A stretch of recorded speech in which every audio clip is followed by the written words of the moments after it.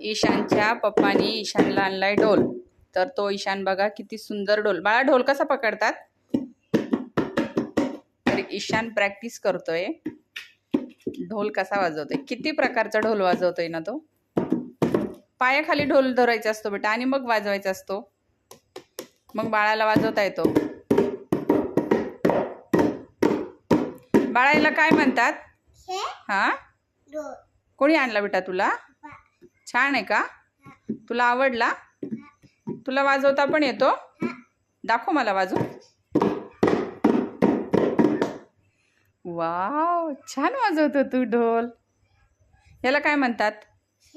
हा, हे काय म्हणतात? ढोल. ढोल म्हणतात है ना.